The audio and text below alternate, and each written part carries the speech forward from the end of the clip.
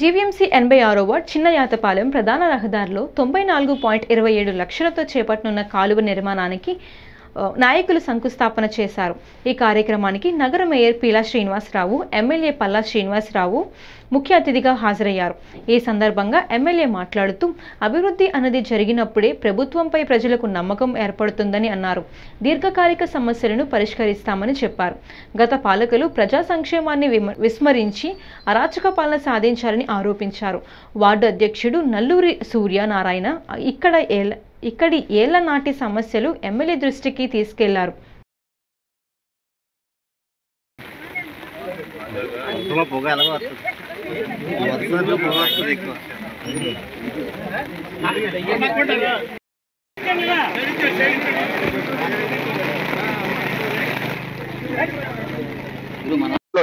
వార్డులో సుమారు 1,50,00,000కి అభివృద్ధి కార్యక్రమానికి ఈరోజు శంకుస్థాపన చేయడం జరిగింది. అందులో ముఖ్యంగా ఈ ఏదైతే ఈ కోల్డ్ ఫామ్ ఉందో, కోల్డ్ ఫామ్ దగ్గర నుంచి రాసలామ కాలనీ వరకు కూడా ఇరుపక్షాల డ్రైన్స్ వేయడం మెయిన్ కార్యక్రమం. డ్రైన్లు అయితే కానీ రోడ్డు వేయడానికి అవ్వదు.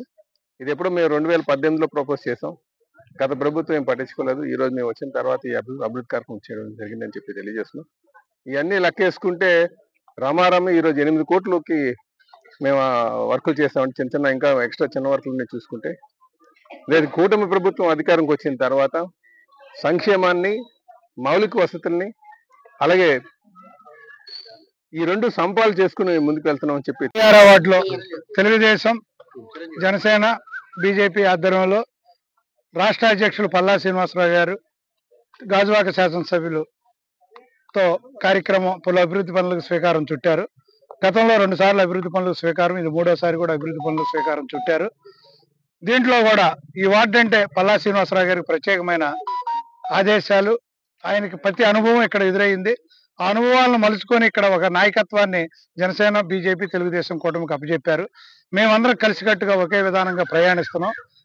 ఈ రోజు ఈ కార్యక్రమంలో ఎక్కడ చూసినా జనం వచ్చి సమస్యలు చెప్పుకున్నారంటే ఒక నాయకుడి మీద ఉండే గౌరవం. పల్లా శ్రీనివాసరావు గారు వాళ్ళ రాష్ట్ర అధ్యక్షుడిగా ఉన్నారు, గాజువాక శాసనసభ్యులు. అక్కడ రాష్ట్రంలో కూడా గ్రీవెన్సులు పరిష్కరిస్తున్నారు. నారా చంద్రబాబు నాయుడు గారు, లోకేష్ గారు, పవన్ కళ్యాణ్ ఆదేశాలను పాటిస్తూ